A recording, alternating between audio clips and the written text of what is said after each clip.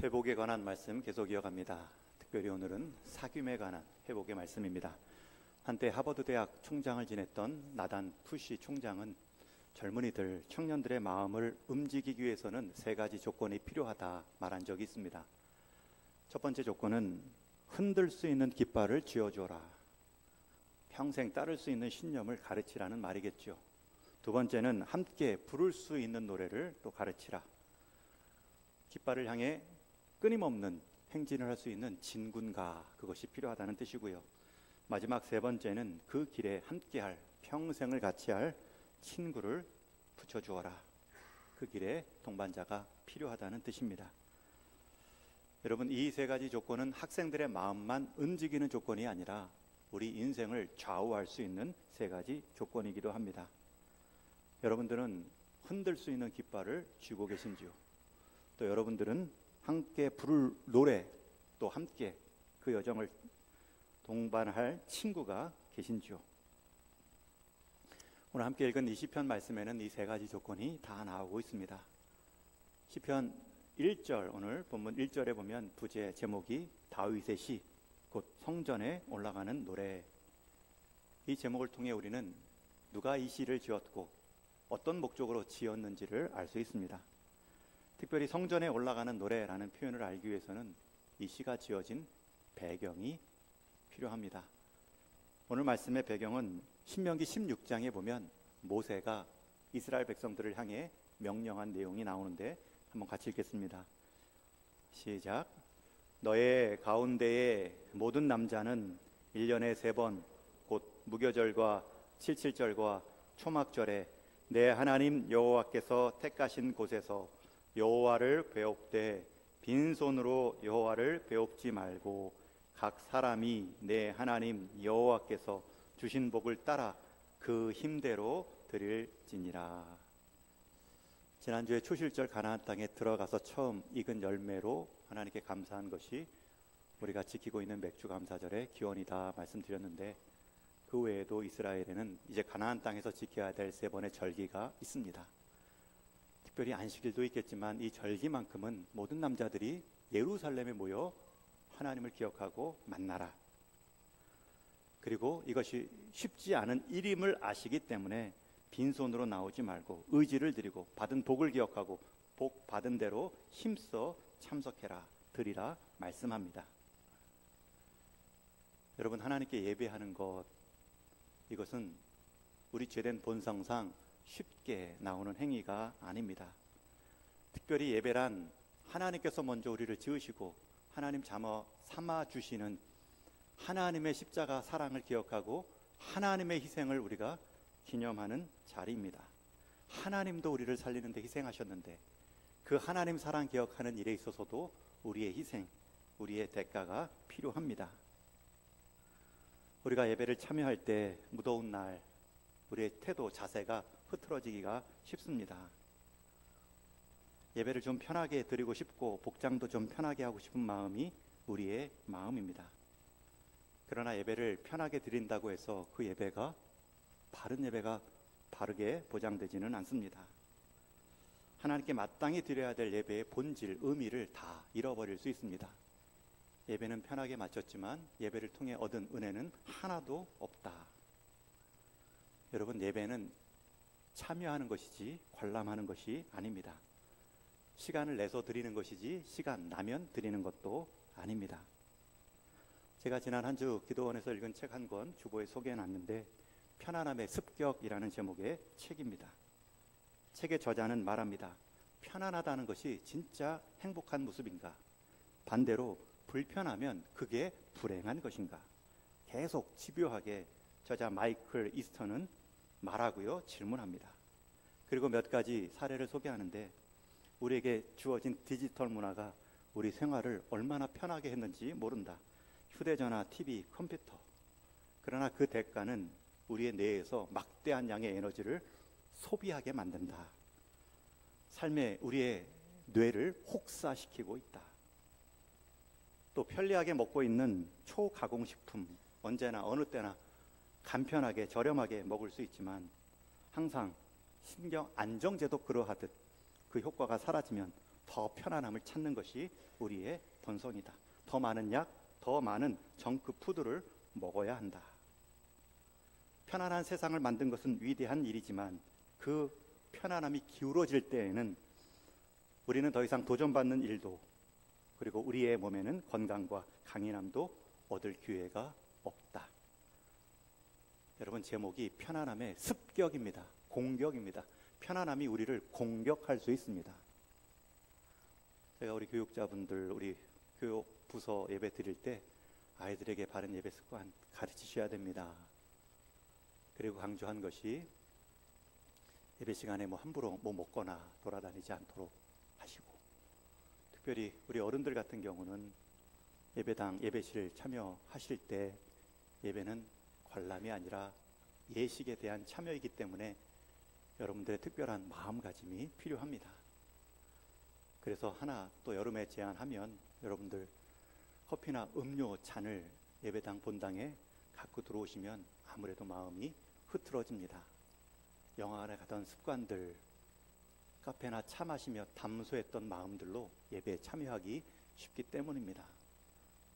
어르신들 살에 걸려서 준비한 물은 괜찮죠. 찬양대 찬양하기 위해, 저도 설교하기에 한 잔씩 목이 갈라질 때 마시는 용도라면 괜찮지만 예배에 참여하는 것이 일상의 생활과 단절되고 구별되지 않는 모습으로 나오는 행위가 있지는 않는가 살피는 것이 필요합니다. 여러분, 더운 한 주간 어떻게 잘 지내셨습니까? 교회 오실 때 최고의 옷을 준비하고 입고 오시라라고 말씀을 드리진 않지만 여러분, 예배에 합당한 복장은 있습니다. 여러분, 합당한 태도도 있습니다. 하나님께서는 모세를 통해 남성들을 향해 1년에 3번은 지정한 곳에 나오되 힘써 지켜 나오라고 말씀합니다. 그런 모습으로 이스라엘 백성의 남성들은 1년에 3번 이 절기를 지키기 위해 예루살렘에 모이는데, 예루살렘은 해발 200m가 높은 고지대입니다. 등산하듯 올라가며 그 절기를 지키러 향할 때 그들 중에 어느 누가 노래를 부르기 시작합니다. 오늘 본문을 포함해서 시편 120편부터 133편까지는 모두 15곡의 성전으로 오르는 노래가 나옵니다. 성전, 예루살렘이 있는 곳에 오를 때에 누군가 이 곡들 가사를 삼아 불렀다는 뜻입니다. 누군가 독창도 했고 그 이어 합창도 했으며 선창하면 따르던 사람도 후창하며 함께 절기를 지키는 마음을 준비합니다. 그렇게 부르며 올라갔던 15편의 노래가 120편부터 134편 똑같이 부제도 성전에 오르는 노래 붙어 있습니다. 그런데 오늘 133편은 특히 형제의 연합된 모습, 하나됨의 복을 노래하고 있습니다. 그 시작이 감탄사입니다. 1절에 보면 보라, 형제가 연합하여 동거함이 어찌 그리 선하고 아름다운고. 보라, 여러분 살면서 언제 그 누군가에게 이것 좀 봐, 저것 좀 봐, 여행지에 가면 좋은 풍경 나오면 놓칠세라, 저것 좀 봐, 저것 좀 봐, 동물원에 아이들 데려가면 저 동물 좀 봐, 저 새끼 강아지 좀 봐, 새끼 사자 좀 봐, 어찌 그리 예쁘고 아름다운고.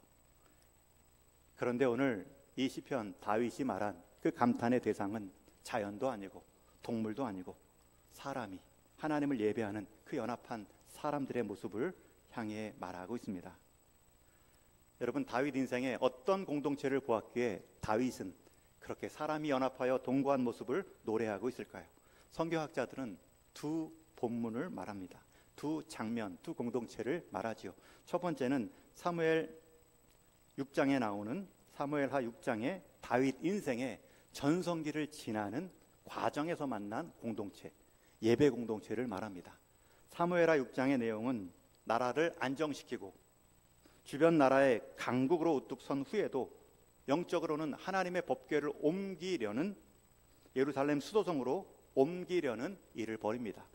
그때 다윗이 3만 명의 군사, 제사장, 찬양대를 이끌고 온 백성들과 함께 예루살렘 성으로 오는 법궤를 맞이하죠. 여러분, 그 모습, 그 장면, 양쪽에 도열하여 온 예루살렘 사람들이 환호하며 법궤가 들어오는 것을 맞이하고 있을 때 다윗은 이렇게 법궤를 맞이하는 하나님의 영광을 기다리는 공동체의 아름다움을 적었을 것이다. 또한 본문은 다윗이 인생 전성기가 아니라 인생 흑암기, 사울에게 피하여 아들 압살롬에 피하여 광야 생활을 할 때에 그 광야 시절을 지났음에도 불구하고 자신을 도우며 함께 따르던 자들의 아름다운 공동체 생활을 노래했을 것으로 말합니다. 광야 시절 하루하루 생명이 보장이 없던 암담한 시절이었지만 그래도 하나님께서 기름 부은 다윗 왕이다 그를 끝까지 지켜내었던 공동체, 심지어 아둘람굴에 모여 살 때에는 온갖 박해를 받던 힘들어하던 사람들이 우리도 이 공동체에 좀 속하게 보호받게 해주십시오, 그렇게 찾아왔던 사람도 다 품고 생활했던 공동체의 아름다움을 노래했을 것이다. 여러분, 이 두 본문 중에 이 공동체 중에 하나로 추측하고 있지만 중요한 것은 어느 공동체이든 간에 사람을 향한, 하나됨을 향한 감탄사였다는 것입니다. 여러분, 우리는 이 다윗의 감탄사를 보며 깨닫습니다. 우리가 하나됨의 연합함의 기쁨을 누릴 수 있는 것은 인생 전성기이든 광야 시절의 흑암기이든 둘 다 가능하구나. 여러분, 우리 삶의 감탄사의 내용을 사람 간의 관계, 하나됨의 공동체의 기쁨을 누릴 수 있는 기준으로 삼는다면 광야에서도 가능하고요, 왕궁에서도 가능합니다. 만찬을 통하여 인생 가장 좋은 햇볕이 들 때에도 함께 누리는 공동체의 기쁨이 있습니다. 그러나 반대로 공동체가 위기를 맞이할 때, 끝이 없는 터널을 지날 것 같은 그 상황에서도 그 안에 속한 사람들이 하나됨을 이루면 감탄사를 충분히 낼 만한 하나님의 은혜를 경험할 수 있습니다. 여러분, 인생의 감탄사의 대상은 누구입니까? 어떤 모습으로 주로 감탄하며 사십니까? 하나님은 그러한 모임을 기대하셨고 허락해 주셨습니다.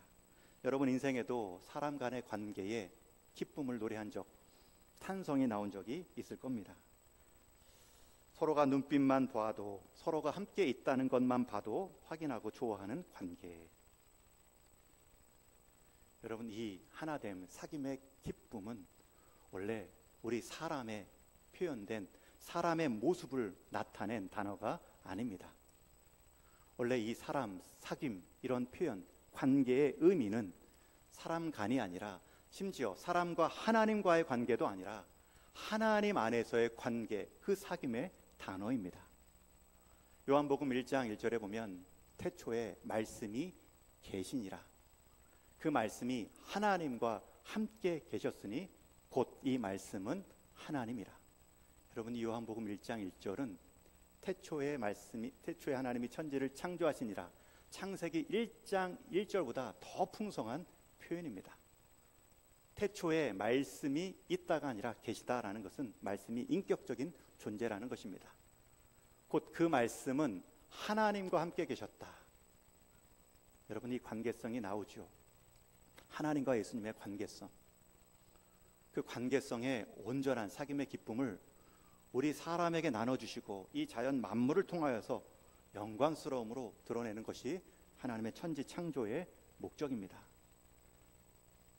하나님께서 아담에게 하와를 주신 이유도, 예수님께서 제자들을 부르시고 함께 동역하신 이유도 하나님의 그 관계성, 사귐의 충만한 은혜를 이 땅 가운데 보여주시기 위함이죠. 여러분, 하나됨의 복, 형제가 연합하여 동거함의 복, 그것이 무엇인지를 오늘 말씀에서는 또 두 가지로 표현하고 있는데, 첫 번째는 2절에 나옵니다. 우리 2절 말씀도 같이 있습니다. 시작. 머리에 있는 보배로운 기름이 처음에 곧 아론의 수염에 흘러서 그 옷깃까지 내림 같고. 첫 번째, 형제가 연합하여 동거했다. 그것이 얼마나 아름다운고, 이 뜻은 뒤에 설명하겠지만 그 과정에서 누리는 복 첫 번째가 기름이 위에서부터 아래로, 머리에서부터 수염을 타고 흘러 옷깃까지 내린 같고. 여러분, 이 표현은 출애굽기 29장에 아론이 대제사장으로 세움받는 장면입니다. 대제사장으로 세울 때에는 반드시 그 머리에 기름을 부어 충분히 흘러내리도록 예식을 치르죠. 여러분, 이 대제사장이 의미하는 것, 기름이 의미하는 것, 그 공동체가 누릴 수 있는 대제사장이 행하는 사죄의 은총, 용납의 은혜를 공동체 안에서 누릴 수 있다는 것입니다. 형제가 연합하여 동거하는 그 모습 가운데 서로를 향한 다름, 서로를 향한 불편함이 불평의 이유가 아니라 좀 받아주고 연약함을 채워주고 내가 좀 성장할 수 있는 기회, 서로를 좀 이해해주고 서로를 좀 용납해주는 대제사장과 같은 그러한 용납의 은혜를 공동체가 누릴 수 있다는 것입니다. 여러분, 하나된 공동체는 그 안에 다름이 우리를 더 풍성하게 하는구나, 내 부족함 또 내 연약함이 저 사람의 풍성함과 달란트로 채움받는구나. 그러나 하나 되지 못한 공동체는 다름이 불평의 이유입니다. 경쟁의 이유가 됩니다. 다르다는 것이 누군가를 이겨야 되는, 누군가를 제압해야 되는 이유가 됩니다. 다르기 때문에 차별해야 된다, 그런 이유가 될 수 있죠. 그러나 형제가 연합하여 동거했다. 여러분, 여기서 특별히 동거했다라는 단어를 오해하시면 안 됩니다. 연합했다, 하나 됐다라는 것을 오래 이어갔다라는 뜻입니다. 한때 한순간이 아니라 연합하여 조화로운 모습을 계속해서 유지하는 모습이 연합하여 동거했다라는 뜻입니다. 그 공동체에는 용납이 있습니다. 받아줌이 있습니다. 정죄하기보다는 그럴 만한 이유가 있겠지, 그 배경을 먼저 살피고 이해해 주려는 마음의 자람이 있습니다. 여러분, 이 공동체 안에 내가 누군가를 많이 좀 참아주고 인내하는 것 같지만 잘 기억하셔야 됩니다. 나를 참아주는 사람도 있구나, 내 연약함을 지금 품어주는 공동체도 있구나. 가끔은 설교할 때 설교를 하자마자 주무시는 분들을 보면 막 원망이 나올 때가 있죠. 이 설교 준비하려고 얼마나 애를 쓰고 설교가 준비되지 않을 때는 정말 힘든데 하기도 전에 주무시는가, 그런 생각이 들다가도 또 한편은 저분들은 또 내 설교를 지금 얼마나 많이 참아주고 있을까. 평이한 설교, 예와도 잘 맞지 않는 설교, 강약도 없는 설교, 때로는 눈은 안 마주치고 원고만 읽는 설교, 그런 설교를 여러분들이 지금 얼마나 나를 참아주고 있을까, 그런 생각이 들면서 또 서로 이렇게 품어주고 가는 겁니다. 그것뿐이겠습니까? 여러분, 우리 교사 선생님들 아이들 많이 참아주지요.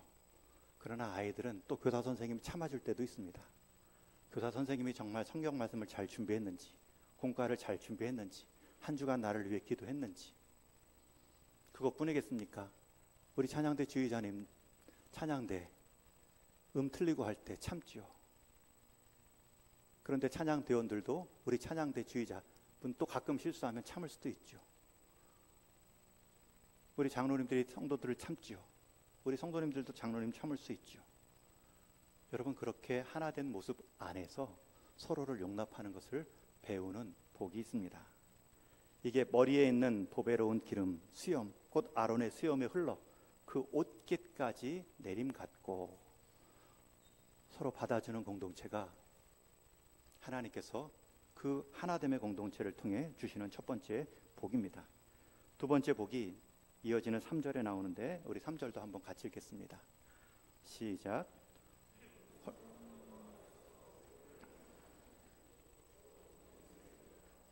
그 앞에 헐몬의 이슬이 시온의 산들에 내림같도다 라는 표현이 나옵니다. 첫 번째 이미지가 흘러내리는 기름이었다면 두 번째 복의 이미지는 헐몬의 이슬이 시온의 산들과 내림같도다. 여기서 말하는 헐몬의 이슬은 유대 땅에 보면 가장 높은 3,000m에 가까운 유대 북부 최고의 산입니다. 거기 정상에서 흘러나오는 샘물이 요단강의 근원이 되고 유대 온 땅을 이슬로, 습도로 풍부하게 만들지요. 헐몬의 이슬하면 우리식 이슬은 몇 방울 물방울이 생각나지만 유대 높은 땅 3,000m의 격차가 나는 그러한 평지와 고지를 온도차로 인해 생기는 이슬은 큰 우리나라의 이슬비 같은 수준입니다. 이스라엘의 온 들판을 물로 가득 채울 수 있을 만큼의 풍성한 생명력입니다. 여러분, 이게 두 번째 이미지로 우리에게 소개한 이유가 무엇일까요? 제가 참 책 제목을 잘 지었다라고 여기는 책 한 권이 있습니다. 평생 농사꾼으로 살아가셨던 전우익 선생님이라고 계십니다. 일제시대 때 경성제대 최고의 학교죠. 입학은 했지만 일제시대 때 입학을 포기하고 오히려 함께 사는 운동을 하다가 고향 땅으로 내려가 평생 농사만 짓고 그 삶의 과정을 책으로 남겼는데요. 그 책 제목이 혼자만 잘 삶은 무슨 재민교라는 책입니다. 전우익 선생님, 이름은 우익인데 함께 잘 살자 좌익 활동을 많이 하신 분이십니다. 이분이 책에서 늘 하는 반복해서 쓰는 표현이 있습니다. 모든 여럿이 노나 같고 모자란 곳을 두루 살피면서 채워주는 게 그게 재미난 삶이지. 혼자 잘 살면 무슨 재민교. 뭐든 여럿이 노나 같고 모자란 곳을 두루 살피며 채워주는 것, 그게 재미난 삶이다. 그렇게 말했을 뿐만 아니라 평생 농사하며 지은 것들을 나누고 살피는 일에 살아가셨던 분입니다. 여러분, 이슬이 의미하는 바가 무엇일까요? 처음에 서로의 관계의 용납이라면 이슬이라는 것은 서로의 필요를 채우는 것입니다. 물질적인 것뿐만 아니라 내 시간도, 내 지혜도, 내 달란트도. 혼자 잘 살면 무슨 재민교. 하나님은 각자 다 다른 달란트를 주셔서 서로 다른 약점들을 채우도록 우리를 불러주셨는데, 여러분, 서로에게 이슬이 되어주는 존재로 하나된 공동체가 누릴 수 있습니다. 하나된 공동체가 첫 번째 누리는 복이 기름 같은 대제사장을 임명할 때 세움받는 서로 용납의 사죄의 은총이었다면, 두 번째 하나된 공동체가 누릴 수 있는 것은 혼자 잘 사는 재미가 아니라 함께 채워주며 살피는 재미를 누릴 수 있는 공동체가 될 수 있다는 뜻입니다. 여러분, 여기서 다윗은 말했죠.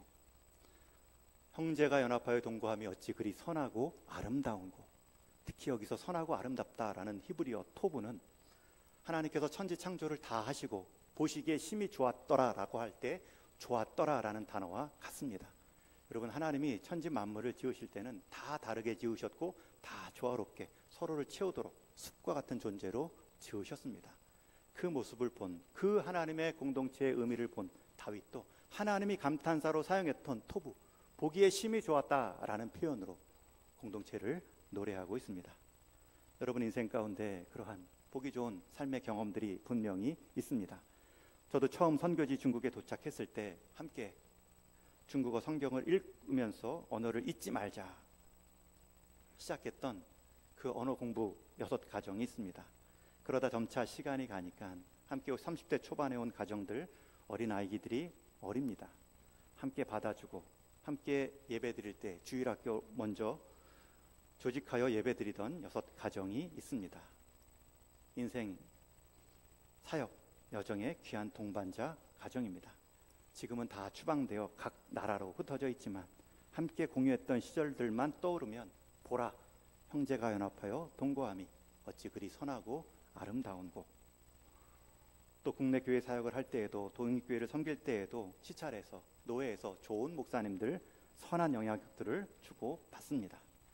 목회적 경험과 섬김이 풍성한 분들을 보며 닮고 싶은 적도 있고, 또 제가 그러한 모습을 본받으며 제가 그러한 본이 되어야겠다, 그런 다짐도 하고 있습니다.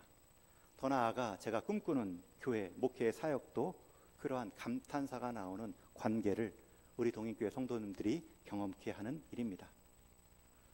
하나님도 그런 의도로 지으셨고 다윗이 그러한 자기 인생의 여러 감탄사 가운데서도 왕궁도 경험했고 왕직도 경험했지만 다윗이 감탄사가 나온 유일한 단어는 공동체, 서로 연합하여 하나된 모습의 공동체를 향하여서 그 감탄체를 사용했던 것처럼 우리 동익교회 성도님들의 교회 생활의 목적이 다른 것이 아니죠. 하나님께 구원받은 그 삶의 공동체 가운데 교회의 온전함을 이루고 교회 안의 온전함을 채워가는 그 기쁨이 얼마나 큰지, 연합하여 함께 자라가고 세워줌을 통해 세워지는 공동체, 기도해 줌으로 기도를 배우고 기도를 받음으로 힘을 얻는 공동체. 얼마나 많은 가정과 성도님들이 그 인생의 어려운 때를 이 교회 공동체를 통해 지렛대 삼아 넘어갔습니다 라고 고백하신 적이 모릅니다. 그 인생의 귀한 감탄사입니다. 그런데 교회 생활하면서도 한 번도 그런 감탄사가 없다는 것만큼 후회할 만한 신앙생활이 없고 잘못된 신앙의 길도 없겠죠. 여러분, 부모가 가정에서도 자녀들이 연합하여 온전함으로 하나 된 모습을 볼 때만큼 흐뭇한 마음이 없습니다. 하물며 하나님께서 지은 그 목적대로, 창조의 질서대로, 그 중에서도 그리스도를 통해 회복된 그 교회가 서로 연합하여 그 하나됨을 힘써 지켜나가는 과정에서 성장하는 모습을 볼 때 큰 기쁨이 있습니다. 여러분, 우리가 연합해야 됩니다. 그래야 그곳 가운데 하나님이 의도하신 복을 서로 받아줌과 또 서로 채워줌의 복을 경험할 수 있습니다. 여러분, 연합한다는 것은 획일화된다는 뜻이 아닙니다. 하나의 동일한 잣대를 가지고 다 잘라내거나 다 평가한다는 뜻이 아닙니다. 연합한다는 말은 조화롭다, 단조롭지 않고 어울린다라는 뜻입니다. 화이부동이라는 한자 성어가 제일 맞겠죠. 화, 조화로우나 부동, 다 획일화되지는 않았다. 오히려 그 반대도 있습니다. 동의불화, 똑같은 것 같고 획일화된 것 같지만 불화, 화목되지 않은, 어울리지 않는 공동체와 관계도 있습니다. 대개 독재 국가는 동의불화입니다. 일사불란한 것 같지만 따르는 국민들의 민도는 처참합니다. 그러나 민주국가는 그렇지 않지요. 잘 어우러지지만, 하나 되기에 힘쓰지만 가끔은 부동이기 때문에 여러 가지 소리도 들릴 수 있습니다. 연합하여 하모니를 이루는 모습, 그것이 바로 연합하여 동고함이라는 뜻입니다. 그러한 조화로운 연합된 모습 가운데 하나님이 복을 명하시죠. 우리 아까 읽은 3절 말씀 같이 한번 다시 읽겠습니다. 시작. 곧 영생이로다. 여러분, 여기서 말하는 거기는 어디입니까? 바로 형제가 연합하여 동거하는 그 자리, 그 공동체를 말합니다. 여러분, 하나님이 복을 명령한 장소는 여기뿐입니다. 여러분, 그 공동체 가운데 그 내린 복, 그 명령한 복이 무엇입니까? 영생이라. 여러분들은 영생을 어떻게 이해하고 계십니까? 영생의 모습은 오늘 함께 읽은 본문이 답이 됩니다. 두 사람 이상이 모여 연합하여 한 몸됨을 이루는 것, 다르다고 해서 평가하고 경쟁하고 차별하는 것이 아니라 어우러짐을 통해 하나됨을 힘써 지켜나가는 모습. 여러분들이 이룬 가정의 그 연합함으로 한 몸을 이루시면 그곳에 하나님의 영생의 복이 임합니다. 여러분이 속한 모임 구역에도, 여러분이 속한 전도회에도 한 몸됨을 이루어 가시면 하나님의 복이 피할 수가 없습니다. 다윗은 감탄하며 말합니다. 보라, 형제가 연합하여 동거함이 어찌 그리 선하고 아름다운 것. 거기에 하나님께서 복을 명령하셨나니 곧 영생이로다. 하나님이 명령할 수 없는 자리가 있습니다. 하나님이 복을 피할 수가 없는 자리가 있습니다. 형제가 연합하여 동거함입니다. 여러분, 이 말씀에 방향성이 있습니다. 기름도 위에서 아래로, 또 헐몬의 이슬도 산 위에서 땅 아래로. 윌리엄 바클레이라는 성경학자는 이 구절을 이렇게 해석합니다. 한 공동체가 한 비전을 가지고 연합하여 일치할 때 하나님께서는 반드시 위에서부터 부어주시는 은혜로 함께 하신다. 머리에 기름이 수염에 흘러 옷깃까지 아래로, 헐몬의 이슬이 산들을 통하여 모든 대지 위에 아래로. 여러분, 형제가 연합하여 동거한 그 자리, 형제가 연합하여 힘써 지켜나가는 하나됨의 그 모습 가운데 위에서부터 임하는 하나님의 임재의 은혜가 있습니다. 여러분, 그렇게 살도록 우리가 부름받았고요. 그렇게 신앙생활하도록 우리가 동인교회에 속하여 있습니다. 종이 한 장은 쉽게 찢어지지만 그 종이가 모인 책은 찢어지지 않습니다. 전쟁에서도 병사 혼자 싸우는 것보다 한 군대를 이루어 싸우는 것이 더 쉬운 승리를 얻습니다. 악기 하나로 연주하는 독주도 아름답지만 그 악기들이 함께 어우러진 오케스트라 연주는 더 큰 감동과 웅장함이 있습니다. 여러분, 그 오케스트라로 우리가 다 부름 받았습니다. 함께 부름 받아 함께 복을 받아 함께 세워가는 것입니다. 여러분, 여름 사열학교, 주일학교 어제 초등부부터 시작되었습니다. 주일학교 선생님들만의 일이 아니지요. 학부모 교사, 가정 안에서의 부모 교사 역할들이 반드시 필요합니다. 여러분, 자녀들의 신앙 책임은 첫 번째 부모가 지는 것입니다. 교사가 첫 번째가 아닙니다. 그런데 교사 주일학교만 맡기면 다 된 것처럼 오해하기 쉽습니다. 여러분들이 일상에서 가정에서 살피시고 세워 가셔야 됩니다. 교사는 도울 뿐입니다. 이번 여름 성회학교 우리 교사 선생님들만 감당하지 않도록 여러분 학부모 부모님들도 꼭 동참해 주시기 바랍니다. 그 동참의 시작은 다음 주 교사 헌신 예배 때 모든 부모님들도 헌신을 다짐하고 기도를 다짐하고 참여해 주시는 겁니다. 교사 선생님들만의 특성 헌신이 되지 않도록 여러분도 같이 특성해 주시고 헌신해 주십시오. 거기에 임하는 복이 있습니다. 교사와 부모가 연합하여 함께 믿음의 세대를 세워가는 일에 자리에 복이 있습니다. 거기에 복을 명령하셨나니 영생이로다. 저는 이렇게 기도합니다. 구역원들이 연합하여 한 구역을 이루어감이 어찌 그리 아름다운고, 전도회 회원들이 연합하여 한 전도회를 이루어감이 어찌 그리 선하고 아름다운고, 동인교회 성도들이 연합하여 한 교회를 이루어감이 어찌 그리 선하고 아름다운고, 거기서 여호와께서 복을 명령하셨나니 영생이로다.